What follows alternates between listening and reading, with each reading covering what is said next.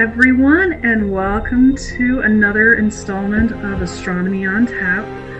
So, as the history of the Astronomy on Tap goes, it was basically a gathering of everybody to get together to listen to talks from individuals in our community that share their knowledge about the universe and what they do and some of the latest news. Normally they would get together at a local restaurant and or bar and share fruit, goodies and beer, but sadly, due to COVID, we've now had to resort to being able to meet virtually. So in the spirit of Astronomy on Tap, be sure you have your favorite beverage. My personal choice is a Coke, so that way we can all drink to the universe. Before we do get started, I was informed by a colleague of mine that today is First Responders Day.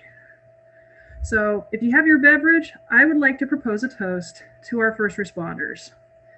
Whether you are doctors, nurses, EMTs, firefighters, police officers, here's to the men and women who go headfirst into danger while everybody runs, those that are on the front lines, and those that prove to the rest of us that not all superheroes wear capes.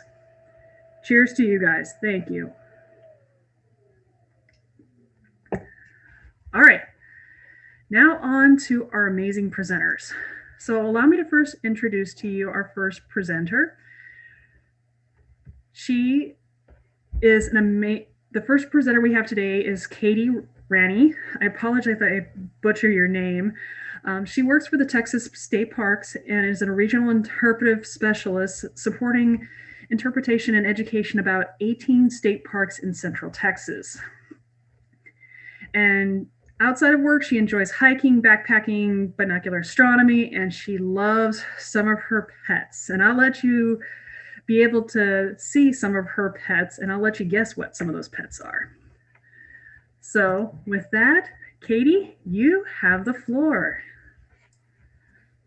Awesome. Thank you, Michelle. And hello to everybody out there tonight spending your evening with Astronomy on Tap. I'm super excited to be here as both an employee of our state park system, but also as an amateur astronomer and astronomy educator. I love talking about this stuff, as many of my colleagues and friends can attest to. So tonight I'm going to be talking to you about why dark skies matter to nocturnal animals, and really in turn why dark skies matter to all of us. This is something that we have evolved to know. We have evolved to know the dark sky, and so have wildlife. And so they're an important part of our lives.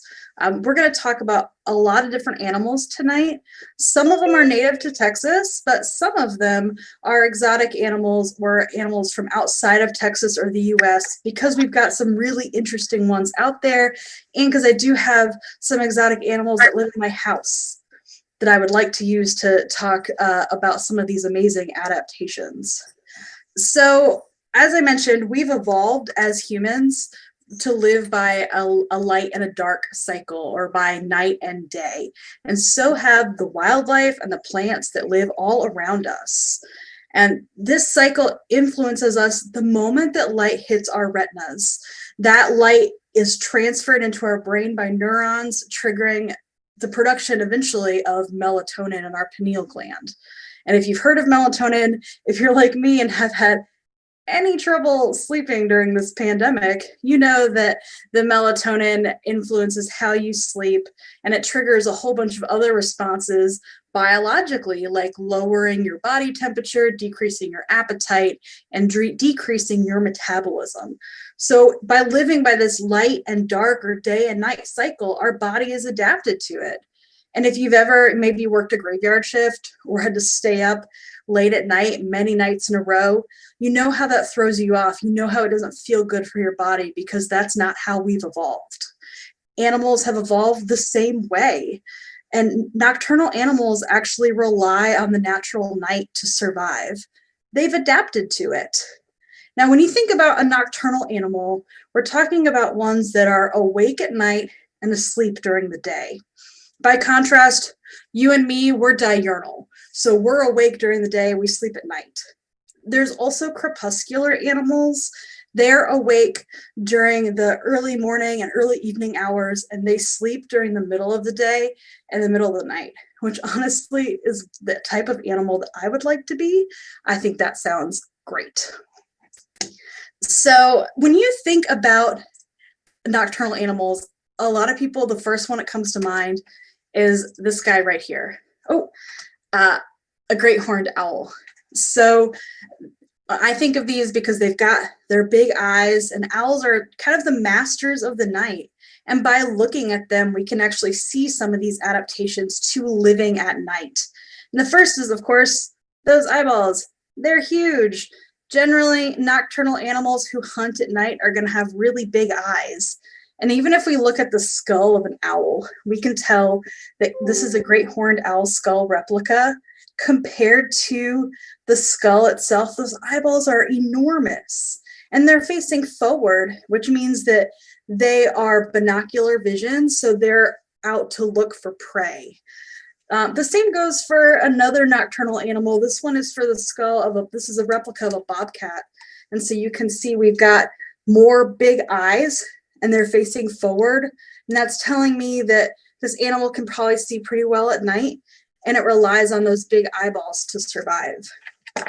We also have nocturnal animals who are not hunters, that are more along the prey spectrum, like our North American porcupine.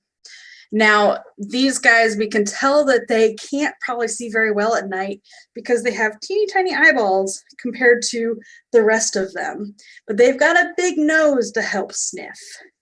And I have my special guest here tonight who's going to show us some other adaptations of nocturnal animals. And this is Fluffernutter the hedgehog. Now, hedgehogs like Fluffernutter are native to North Africa, Europe, and Asia. And we can tell we've got teeny tiny eyes that don't see very well. We've got a great big ears, and we have a very sniffy nose. So this animal is going to be one that's going to be awake at night and is a fierce hunter, maybe if you're a snail or a grub, but is not going to be a fierce hunter. She's more the hunted maybe by a fox or some other larger animal. But you can see compared to the porcupine with those small eyes and long nose, what she relies on to survive. Now, you might think of a nocturnal animal being really active during the day or during the nighttime when it's bright outside because they can see easier, especially like the hedgehog or the porcupine. But in fact, it's actually the opposite. So when there is darkness at night, our smaller prey animals are more likely to be out and about. And when it's bright outside, like by a full moon, those animals are actually more likely to hide or not hunt or eat as much because they're worried about being spotted by those larger predators like the owl or the bobcat. And that's where our light pollution and our artificial light comes in. So I'm going to be talking a lot in the next few minutes about artificial light at night or light pollution. And what I mean by that is the lights that our cities and our towns put out that puts out an unnatural glow that wasn't here 150 or 200 years ago. You can see this photo if you're real bright. You can maybe guess where this photo was taken from, but this is from the McDonald Observatory. I think looking out toward I-10, and you can see the sky glow of some of the nearby towns. This is something that's unnatural that we have put into the universe for the past 150 years, and neither us as humans or animals have evolved to deal with it. So this artificial light, one of the things that it does is it changes how animals hunt and how they eat, a major part of their life cycle. So going back to one of our non-native animals, the hedgehog. So this one is the European hedgehog. And there's been a recent study that showed that I could have told them that hedgehogs are really like to be in the dark. They hunt in the dark, and if they're given the option between a dark area and a light area, they're going to go toward the dark area. I can tell you that when we turn the lights on here at my house, in the hedgehog's rooms, they will stop whatever they're doing and freeze, like, oh, maybe they don't see me. because we've got the lights on, I'll be still. But another more recent study also showed that at feeding stations for hedgehogs in England, the light at the feeding stations didn't actually affect the hedgehogs. So they're food motivated, which I could have also told you. But speaking of food motivated, it's Halloween. We got to talk about the creepy crawlies. So this is a long-jawed orb weaver. And there was another study recently done where they looked at how many aquatic insects these orb weavers were eating at a pond. And so this particular pond, some of the plots were lit by artificial light and some of them weren't. And there are a lot of spiders out there that are very good hunters with very good eyesight. And so that light actually helps them to be able to hunt aquatic insects more. And the spiders were happy, but impacting the rest of the food web because those aquatic insects were not able to get out past the pond. They couldn't get past like the bodyguards of the spiders to be able to get out and enter the food web maybe by another animal. So every single thing that we light at night is going to affect something. It might be really small or it might be really big. And in this case, affecting the lives of orb weavers is really a small thing, but it is all connected. Light pollution and artificial light at night also affects animals that move or that migrate. And this is probably the ones that you're most familiar with. They're in the news a lot lately, and that is the migration of birds. So there are hundreds of bird species that migrate in our country or across the world. And some of them do small journeys. Some of them are journeying from Canada all the way down to the tip of South America. Incredible things. But birds naturally are attracted to light. And so while we might see a city skyline like this, if you're a bird flying above a city or flying above an ocean and coming across this view of lights, you're going to be attracted to that. And we have a lot of birds that are attracted to light that will call to their friend birds when they see the light, attract even more birds there. And then when they get to cities, they don't do well with glass. Bird brains are small. They do not understand the concept of glass. If you've been to a city, you can probably think of glass on all kinds of things, on raised sidewalks, on buildings, on cars. It's a place filled with this treachery for birds.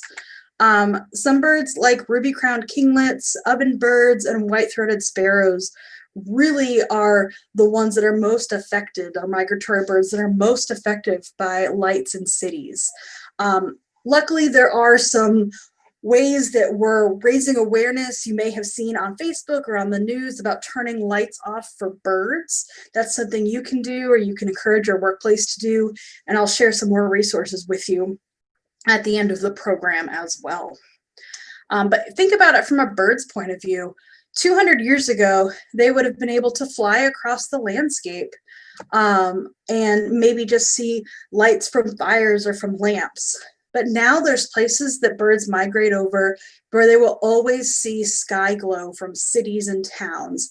Think the Northeast, for example. There's not a lot of darkness. Even parts of Texas, they're only going to see that sky glow as they migrate. And scientists are still looking at how birds navigate, how they migrate. There's still a lot that we need to learn. But one thing we do know about birds and their migration is that, or birds in general, is that they can see things that we can't. Many can see ultraviolet light that we cannot see. And so one study recently showed that almost or near ultraviolet light actually reduced sandhill crane collisions with power lines, which is huge. They were able to put up lights before the power lines or on the power lines to warn the sandhill cranes so they could make evasive maneuvers well in advance of the power lines.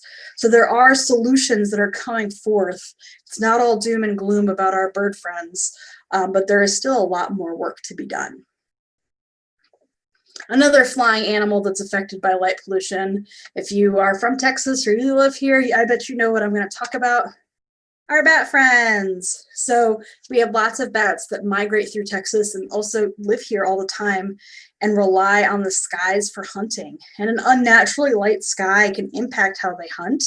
It can attract them to places that they really shouldn't be. And they can also affect the insect population that our bats are feeding off of.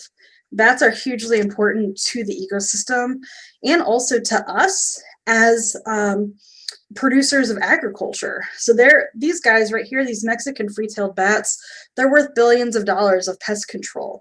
So when we look at it from the economic perspective, not just that nature perspective, we can't live without bats.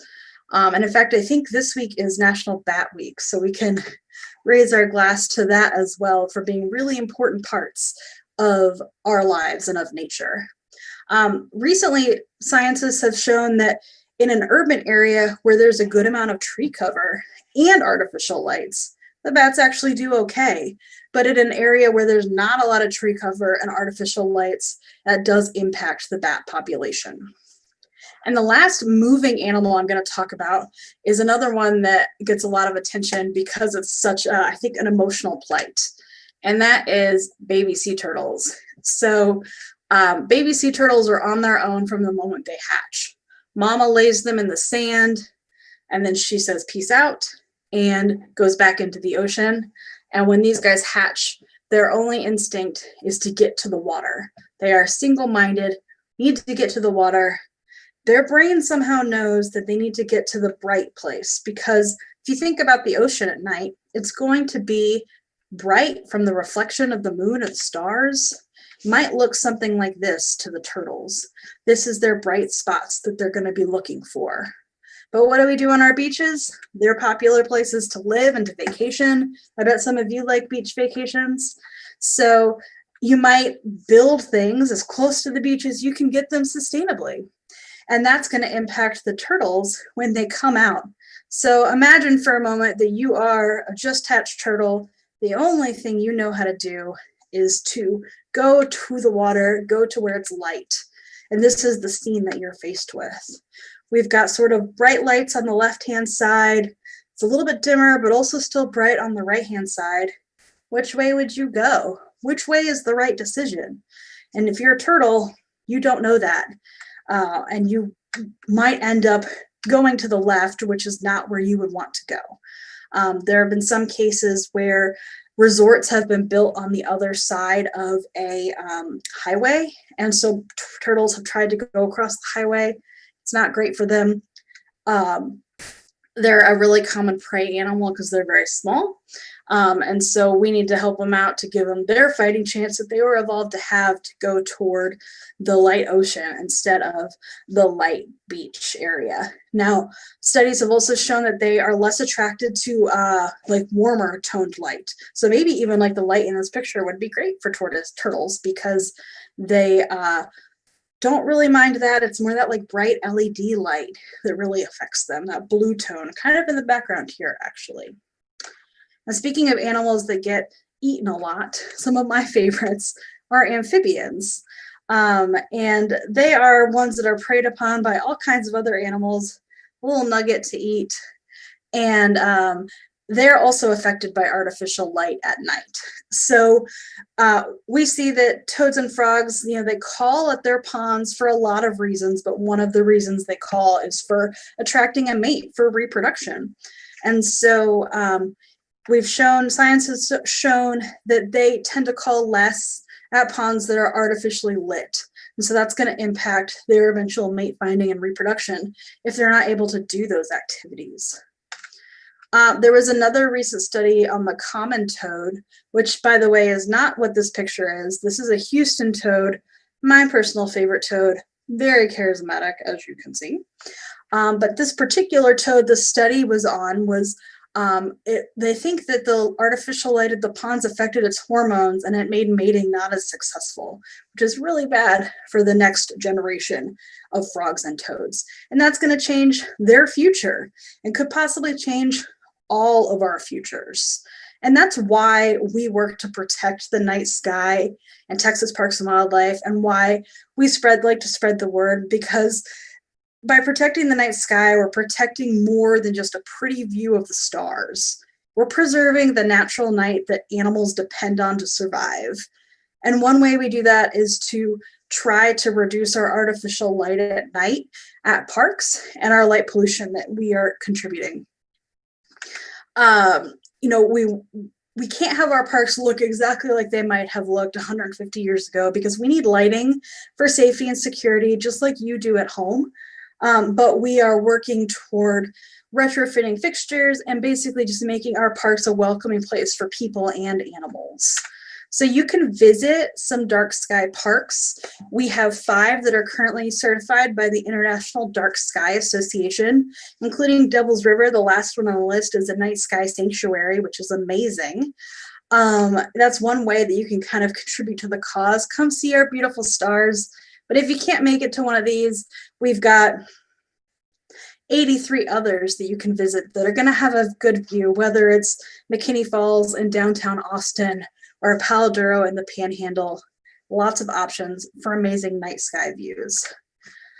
You can learn more too. These are some of my favorite resources. The International Dark Sky Association is a great place to start.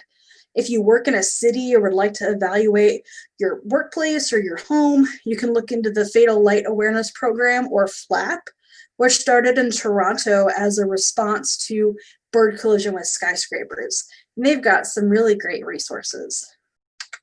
You can also look at your lighting at home if you're in control of it and replace it with bulbs that are warmer in color and fixtures that are shielded if you're able to do that. And this is all because the natural light is something that we all depend on for survival. It's not just wildlife, it's us humans too, and it's our future, and it's the idea of science and curiosity all ties into what we see in the universe.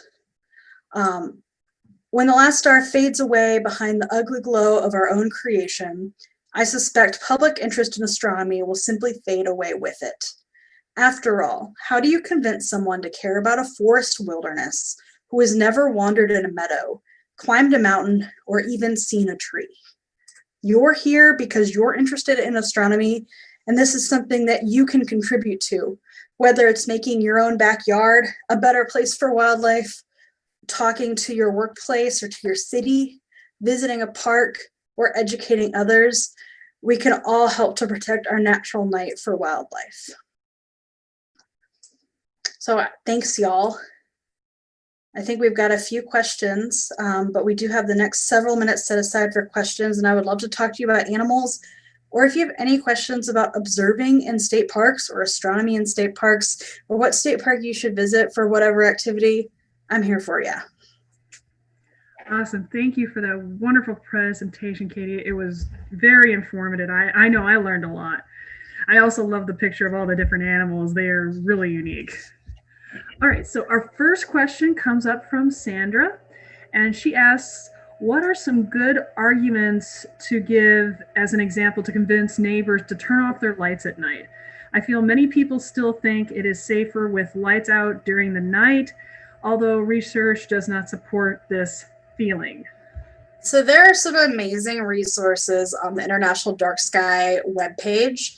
And there's also some pictures out there that show some of those like old style street lamps that let all that light, they're kind of the dome style, but all their light up.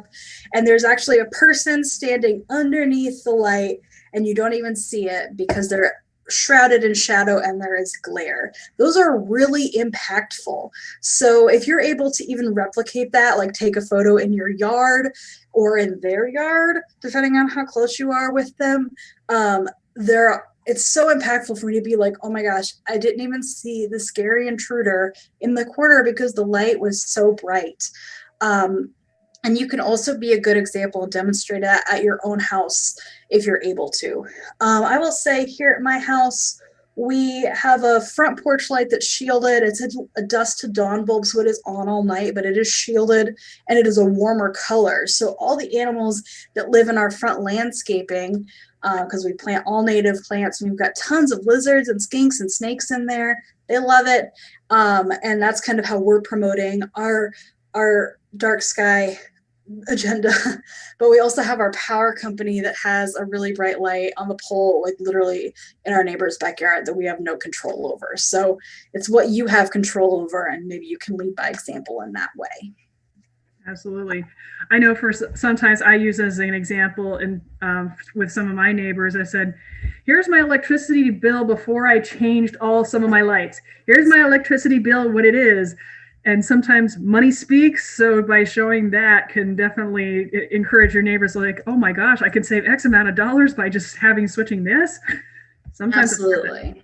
And we've got astronomy associations and even the International Dark Sky Association of Texas, who has a lot of these resources that they would love to share with you. And yes, money talks for sure.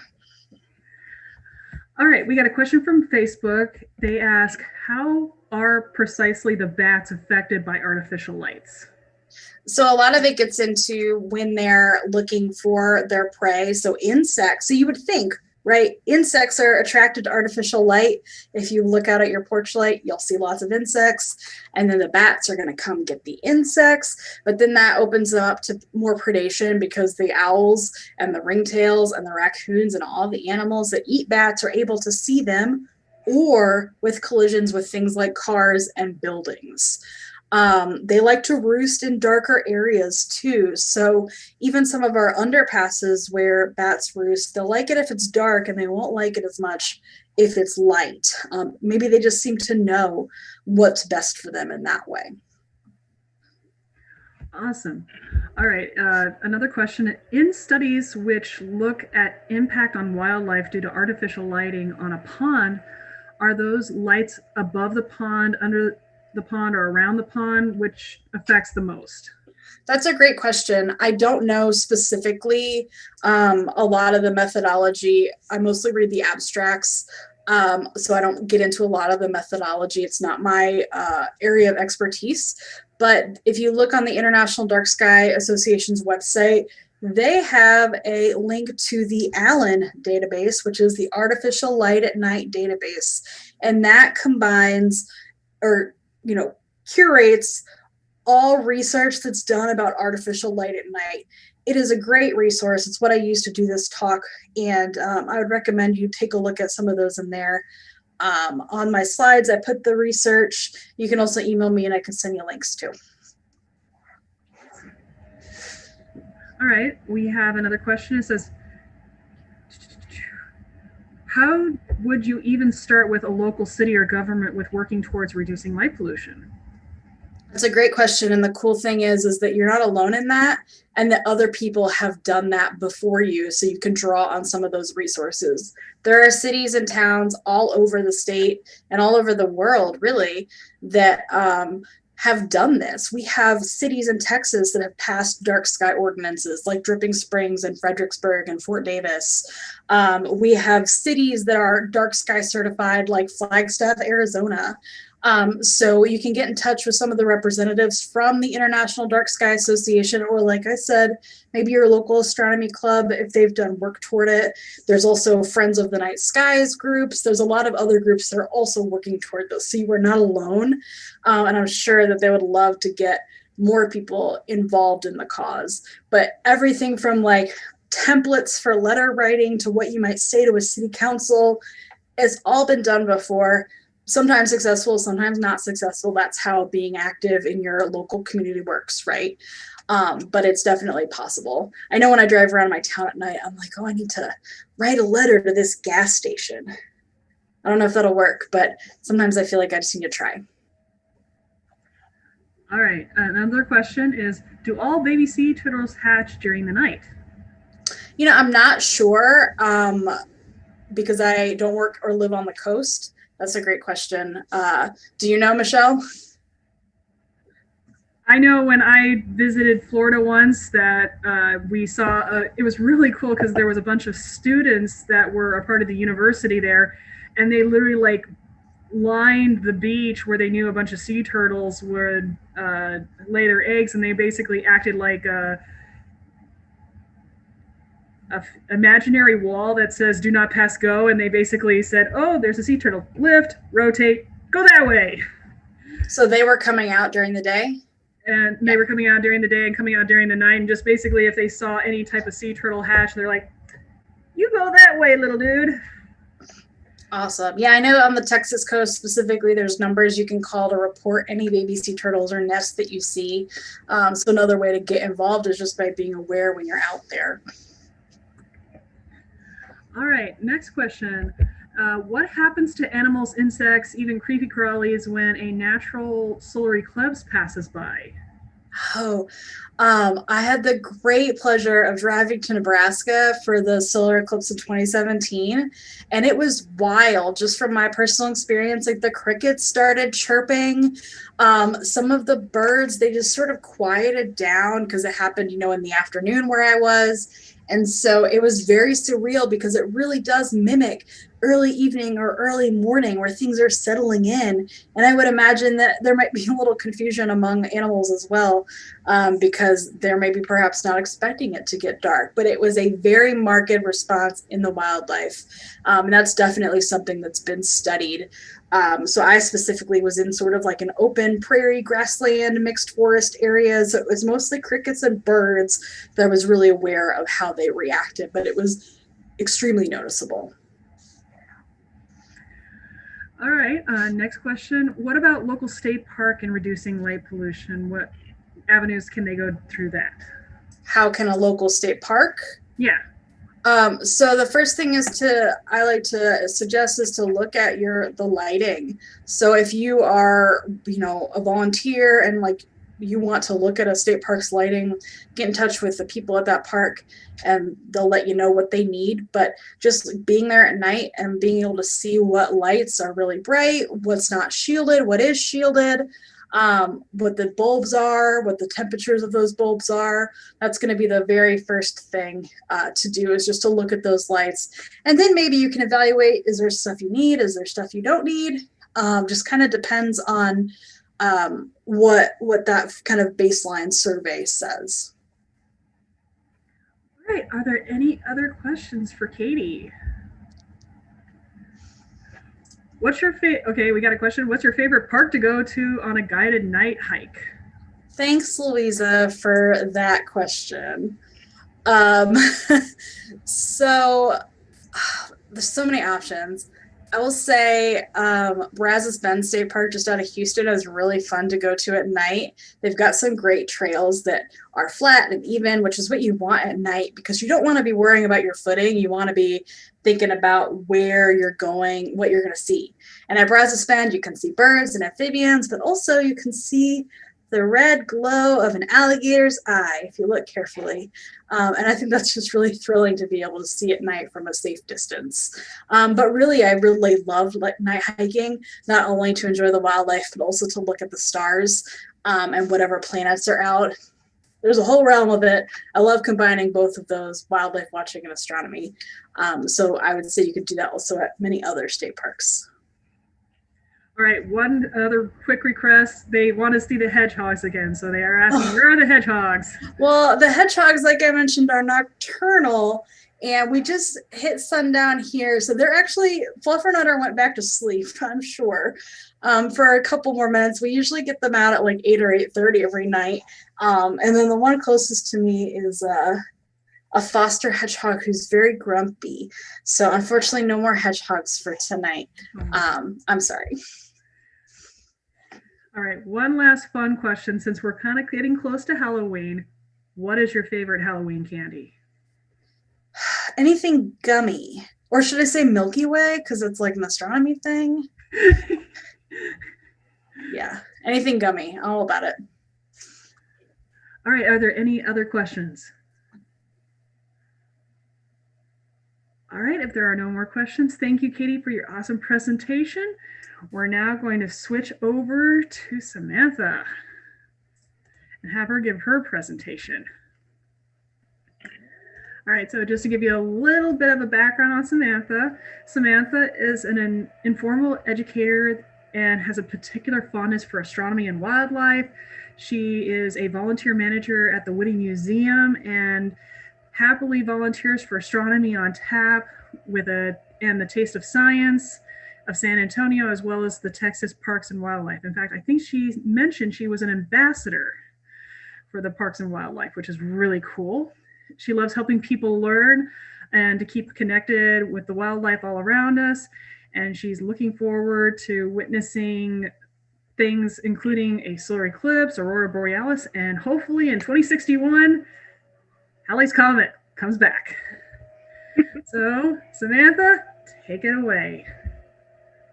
All right. Hello, everybody. I am very excited to be here. My name is Sam Toback. I am going to be talking to you guys today about archaeoastronomy, digging in the dark. Also, as expected, my sweet kitty cat decided to come say hello to everybody. So this is S'mores. Hi, S'mores. She does not like being left out of Zoom calls, so she's gonna be hanging out with us for a little bit. All right. Now, before we get started, I want to make sure that we acknowledge the land around us. We are all on indigenous land. San Antonio, Texas, which is where I am located, is the land of the Humanos, Tonkawa, and Coahuiltecan peoples. I got this information from a website called Native Land, as well as from the San Antonio government website. That map that you see there on the right is a screenshot of the Native Land website. It's a really wonderful resource if you would like to learn more about the peoples who have lived on the land that you are currently on, and honor and respect and support those peoples. If you're in San Antonio like me and would like to support local indigenous groups, I recommend checking out American Indians in Texas at the Spanish Colonial Mission. They do a lot of really great work here in town. So about me, that's what I look like to all of my friends and family. I have a lot of varied interests, a lot of different passions, and I like to connect all of them in various different ways. So my day job at the Witte Museum, I am the programs and volunteer manager. I also volunteer with Astronomy on Tap as one of our organizers. So I'm one of the folks that help make sure that you get to come and hang out with us at Blue Star Brewing Company and enjoy a good beer and enjoy a great astronomical themed talk. I am also a volunteer with Parks and Wildlife. Just in general, I volunteer with various events and different parks. And in 2018, I was the state park ambassador for Palmetto State Park. I also recently this year became the city lead for Taste of Science San Antonio. So as you can tell, my interests are varied, all over the map. I like a lot of different things and I like getting other people excited about them. But this is what I look like. I'm not actually Charlie Day. So this is an interactive presentation. I want you to pull out your phone, pull out a tablet, open a new tab on your computer and go to menti.com and enter that code at the top, 1326659. And when you get to that page, it should give you an option to type in, what do you think of when you hear the word archaeology? So take a moment to go to menti.com and start typing in those answers.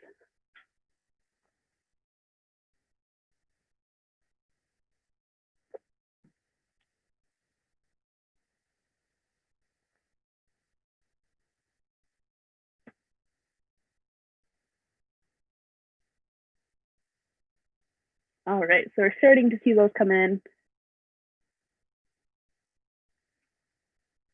Awesome, I'm loving these answers so far.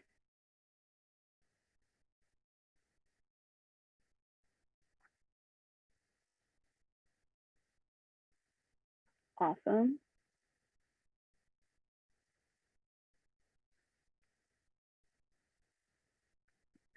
I love this. This is my first time using Menti, so I'm really loving seeing the responses we're getting. Look at you guys. All right, I'll give everybody a few more moments, see what else we can find, what else we think of.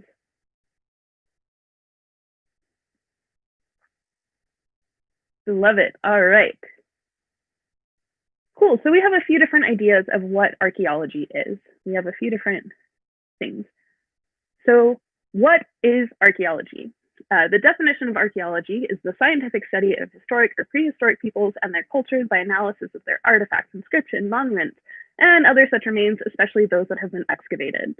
Now, the reason I'm doing this particular talk this evening is because October is Texas Archaeology Month.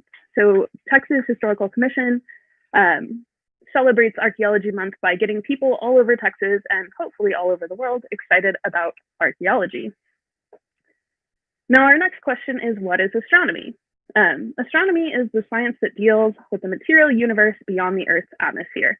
I have a feeling many of you in this presentation tonight are much more familiar with what astronomy is, right? Which leads us to our next question: what is archaeoastronomy? First off, I want to shout out to my dad right over here, this little silver blob. Back in February of 2019, we were able to go to Stonehenge and visit into the circle access, so we got to go up close and personal with the stones. And Stonehenge is one of the very familiar archaeoastronomy sites all over the world. Many of us can picture that in our minds. So archaeoastronomy is the branch of archaeology that deals with the apparent use by prehistoric civilizations of astronomical techniques to establish the seasons or cycle of the year, especially as evidenced by the construction of megaliths and other ritual structures. But that leads us to a second question. How do we know that these alignments are intentional and not coincidental? How do we know that this is on purpose to align with the skies? All right.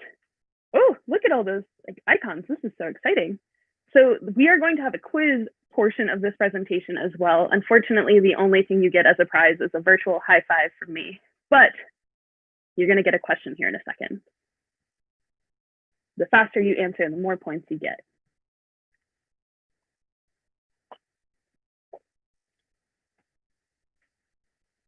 So what astronomical objects or events can be observed with the naked eye?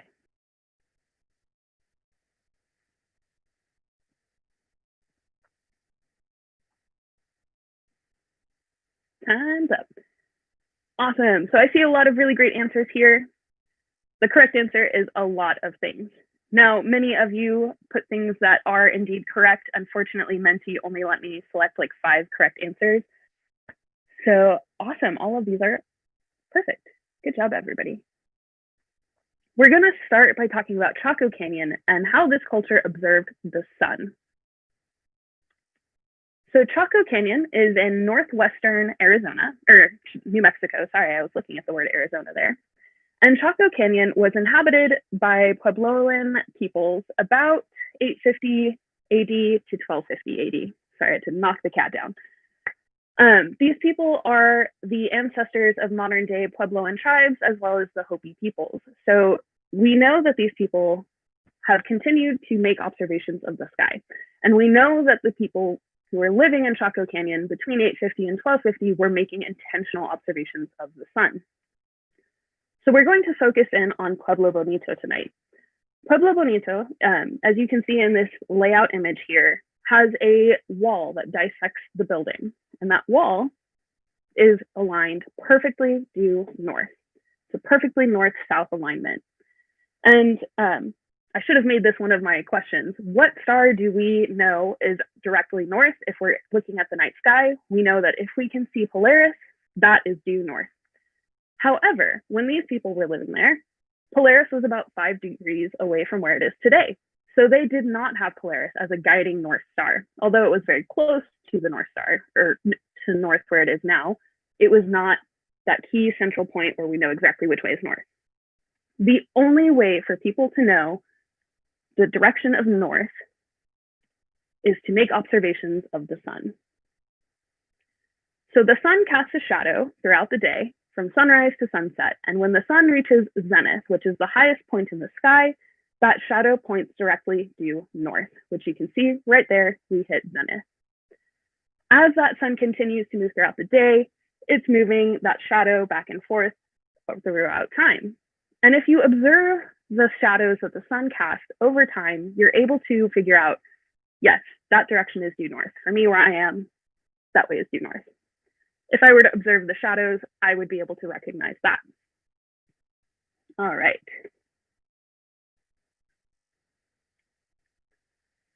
So we can see that this central wall is directly due north. These people are making observations of the sun. They are making observations of the sun's shadow. They are looking to see where things are moving in the sky. Another interesting thing that we notice about Pueblo Bonito is that if you are standing in the southeast corner of this building and you are looking south, so towards, or southeast, you're looking towards sunrise, from about the summer eclipse to about October 29th, the sun rises along a portion of the horizon that has very jagged edges along the cliff face. It's really easy to tell time based on those cliff face. where the sun is rising along those ridges. However, after October 29th, the horizon is completely flat. Starting on October 29th, there is a room in Pueblo Bonito that has a small angular doorway above the ground that doesn't really make sense to be there unless you're there between October 29th and the winter solstice. Starting October 29th, the sunlight, as the sun is rising, shines through this doorway and illuminates portions of the room until the winter solstice, when it illuminates a direct corner of the room. Now, this takes us back to our question. Is this intentional, or is this just a mere coincidence? And we believe that it's intentional because modern day tribes, such as the Hopi, do continue to rely on solar observations, lunar observations, tracking the skies for both ritual purposes as well as agricultural reasons, right? Knowing when to plant, when to harvest is very, very important when you're living in those climates. Also, the cat's back. Hey, there's s'mores. Hey, kitty cat. All right. Time for another question. So get your phones ready, get your Menti ready.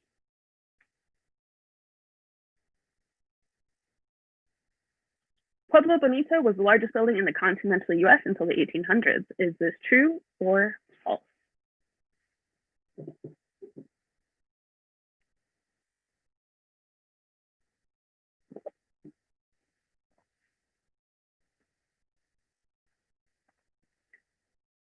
True, yes, indeed. This building was about the same size as the Roman Colosseum. It's massive.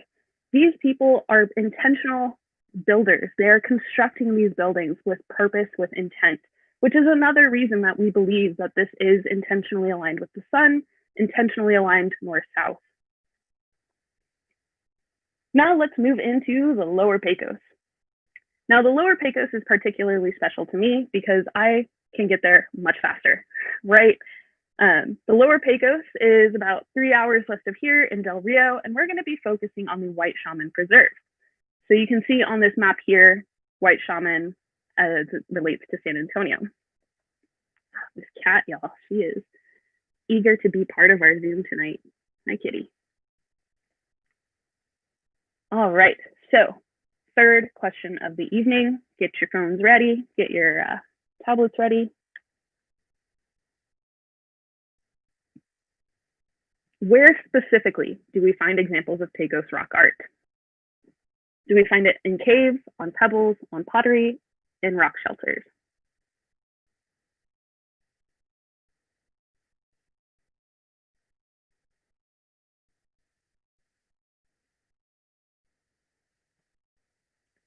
Haha, I tricked some of you. Yes, we do find it on pebbles and we do find it in rock shelters.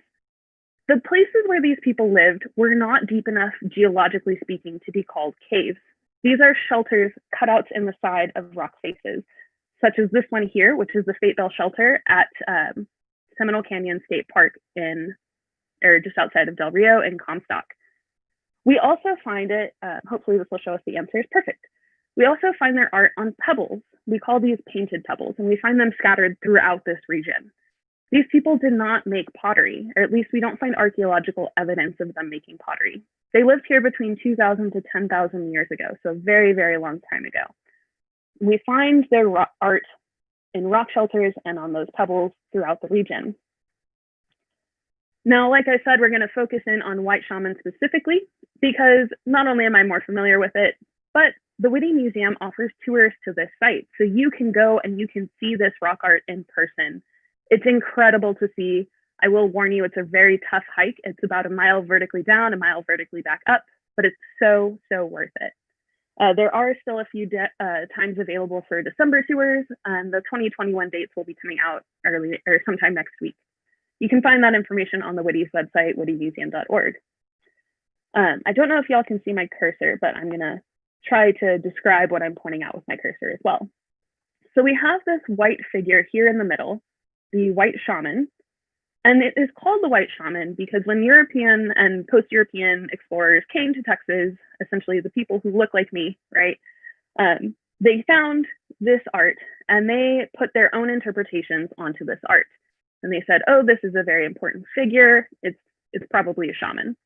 However, further interpretation, further study by artists, archaeologists, anthropologists, studying modern day tribes, studying the art of other peoples, have determined that this is more likely to be the lunar deity. So the lunar deity, you'll notice, she is headless, the headless moon goddess. And we have this white wiggly line that kind of goes from along the bottom of the path there. And we believe now that that line is the path of the sun as it emerges from Dawn Mountain, travels through noon, or sunrise, noon, sunset, and midnight. And this mural is most likely showing us our ancestors emerging from the primordial darkness. We also have these dark spots over here on the side. It's possible that these are representative of constellations, of star patterns. Now, I've talked about a lot of the celestial connections with this particular piece, the moon goddess, the sun rising out of Dawn Mountain. But one of the other reasons we believe this is an archaeoastronomical site is because on the winter solstice, so December 20th, 21st, depending on the year, when the sun rises, it casts light directly where the moon goddess's head would be. Again, is this coincidence or is this intentional? Unfortunately, there's nobody that we can ask to get a certain answer. There are no known living descendants of these people.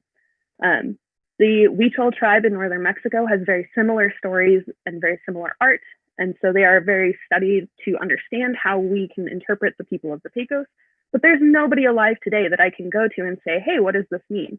So studying the archaeology, studying the archaeoastronomy is a fascinating field of work. These are some beautiful images from the Rock Art Foundation White Shaman Preserve. You have the Pecos River there on the left and a beautiful sunrise. It's an incredible part of Texas, and the night skies out there are also absolutely stunning. So I've only talked about 2 examples of archaeoastronomy tonight, but there's archaeoastronomy all over the world, such as in Ireland, Mexico, and Australia. I encourage you to check those out if you found this talk interesting. Look up archaeoastronomy, see what you have and what you can learn about. In conclusion, archaeoastronomy, really, really cool. So let's see our leaderboard here.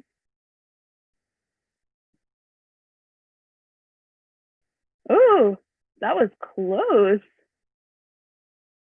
Good job, Louisa and Joanna with a couple points difference there. So virtual high five. You guys are awesome. Great job, everybody. Cheers. And you can contact me at that email address. Any sort of images that were not cited are from my personal collection or from the Canva Pro database. I hope you all enjoyed. Awesome. Thank you for that awesome presentation. I know one of the planetarium shows I've been working on involves archaeoastronomy, so hearing some of the new information from that has been really fun. So thank you for that wonderful presentation. All right, are there any questions for Samantha? Okay, we do have a question. Other than the sun, what other celestial bodies have civilizations used to measure the sky, the dates and time and anything? Yeah, so the moon is a very, very common measurement tool. The Mayans were absolutely phenomenal astronomers. I wanted to include them in this talk. I didn't have quite enough time. And quite frankly, there's so much information that it's hard to pick and choose when you're studying Mayan archaeoastronomy. So the Mayans actually measured their moon, the lunar cycle, and they had it down to within very, very close numbers of what the actual lunar sidereal rotation is. So the moon is a very common one. A lot of other societies measured, for example, Venus. Venus was a very common measured tool, and we find examples of that in petroglyphs and in art throughout the world. The dawn star, the evening star. Awesome. Next question. What is the distance of the White Shaman hike? Because you mentioned several feet up, several feet down. So yes. It's been a while since I went out there. I was out there in 2016 and just have not had a chance to get back out there. From what I recall, the time, it takes about 2 hours, 2.5 hours. depending on the group that you're with, depending on the tour guide themselves, because each interpreter has their own way of interpreting the space. All right, are there any other questions? What is your favorite planet? Oh, that's a great question. Can I just say yes? I like them all. Venus has become pretty interesting to me lately, so I'm hoping to do a bit more research about Venus in general. Where is the next site you would want to visit from all these archaeoastronomy sites? Oh my gosh. So I've never actually been to Chaco Canyon, and I would love to visit. But Newgrange in Ireland, which was on my last slide, I've known about that one for a while, and it just has not worked out, and I want to go there so bad. It's a partially underground structure that has a hole in the roof, and on the eclipses, I believe eclipses, and on the solstices, the sun shines into different portions of that underground room. It's so cool. I really want to go. Yeah, I know, like one of the places I did some research on was it's a place in India. It's like Jatmaharo. It's like this big, huge sundial. Like it's several feet high. And I was like, okay, I got to see this several foot high sundial at least once in my lifetime. Right. So in the spirit of Halloween, what is your favorite Halloween candy? I have always been a huge fan of Twix. My brother and I would trade, and I would always steal all the Twix. All right, are there any other questions? What are some other spots in Texas to see rock art? So while the Witte offers tours to White Shaman, right across the highway, Highway 19 there, is Seminole Canyon State Park, and they offer tours to the Fate Bell Shelter fairly often. I believe twice a day on the weekend in the fall, and then I'm not sure if they do tours during weekdays, but you can double check their website. Devil's River State Natural Area, I believe, has some petroglyphs and some of the ancient art. However, I'm not very familiar with how often they offer tours to those sites, if they do at all. In the spring, traditionally, the Witte does what we call Rock Art Rendezvous, and we have this weekend-long this crazy rock art event where experts in the field come out and talk all about the Pecos rock art. And they do tours to various different sites in the region. If you go to the Witte's website and look at our White Shaman tours, we do also offer tours to other sites such as Bonfire Shelter. Quick question. So do you have to have a tour guide to go to the White Shaman? Yes, you do have to have a tour guide to go to White Shaman and to Fate Bell. Okay, so what the next question is what is the closest archaeoastronomy site towards San Antonio? To my knowledge, Fate Bell and White Shaman are the closest. However, I'm neither an archaeologist nor an astronomer, so there may be other sites that are closer, but these are the ones I'm most familiar with. And ultimately, I know we do have some audience members that join us from different parts of the United States. So I know there's some in Wyoming, and then of course there's some in New Mexico, and there's a bunch across the United States, especially in the Southwest area. So yeah, people have been living in the Southwest for so long. It's almost impossible to not find examples of archaeoastronomy. So. Do you believe there are still more undiscovered archaeoastronomy sites out there? Absolutely. We're still making new discoveries in archaeology every day. And so every time we find these new examples of human habitation, we have opportunities to find examples of human observation of the skies.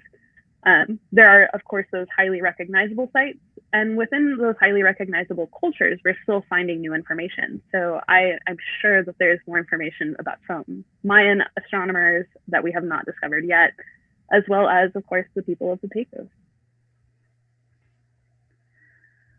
All right, are there any other questions?